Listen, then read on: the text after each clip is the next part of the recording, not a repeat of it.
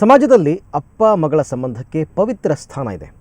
ಆದರೆ ಅಪ್ಪನ ದುರ್ನಡತೆಯಿಂದ ಬೇಸತ್ತ ಮಗಳು ಪೊಲೀಸ್ ಠಾಣೆ ಮೆಟ್ಟಿಲೇರಿದ್ದಾಳೆ. ಈ ಅಪ್ರಾಪ್ತ ಬಾಲಕಿ ಪೊಲೀಸ್ ಠಾಣೆಗೆ ಹೋಗಿದ್ದಾದರೂ ಯಾಕೆ ಅಂತೀರಾ? ಈ ವರದಿ ನೋಡಿ.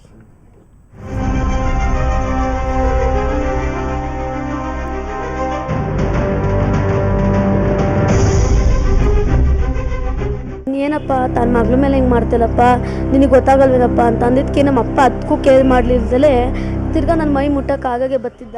ಹೀಗೆ ಪೊಲೀಸರ ಮುಂದೆ ಸಂಕೋಚ ಇಲ್ಲದೆ ತನಗಾದ ಕೆಟ್ಟ ಅನುಭವವನ್ನ ಹೇಳಿಕೊಳ್ಳುತ್ತಿರೋ ಈ ಬಾಲಕಿ ಹೆಸರು ಅಶ್ವಿನಿ. ತುಮಕೂರಿನ ಕುಣಿಗಲ್ ತಾಲೂಕಿನಲ್ಲಿ 9ನೇ ತರಗತಿ ವ್ಯಾಸಂಗ ಮಾಡುತ್ತಿದ್ದಾಳೆ. ಈ ಬಾಲಕಿಯ ಮೇಲೆ ತನ್ನ ತಂದೆಯೇ ಅತ್ಯಾಚಾರಕ್ಕೆ ಯತ್ನಿಸಿದ್ದಾನೆ. ಹೀಗಂತ ದೂರಿ ಪೊಲೀಸ್ ಠಾಣೆ ಮೆಟ್ಟಿಲೇರಿದ್ದಾಳೆ ಬಾಲಕಿ. ಕಳೆದ 15 ದಿನಗಳಿಂದ ಬಾಲಕಿಗೆ ನಿತ್ಯ ನರಕವಂತೆ.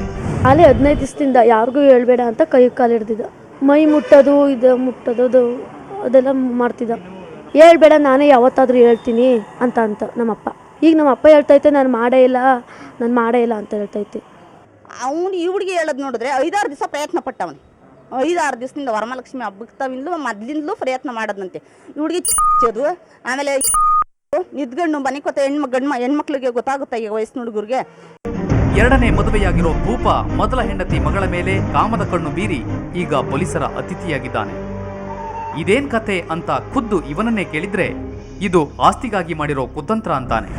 ಸರ್ ಸುಳ್ಳು, ಅದೇ ಹೇಳ್ಕೊಟ್ಟಿರೋದು ಅವ್ರ ಅಜ್ಜಿ ಈ ಥರ ಮಾಡುವಂತ ಈ ಥರ ಹೇಳ್ಕೊಡುವಂಥ ಅಜ್ಜಿನೇ ಹೇಳ್ಕೊಟ್ಟಿರೋದು ಸರ್. ಅದೇ ಇದು ಅವರೆಲ್ಲ ಒಂದೇ ಸರ್, ಗ್ರೂಪ್ ಪೂರ್ತಿ ಅವರು ಎಲ್ಲ ಒಂದೇ.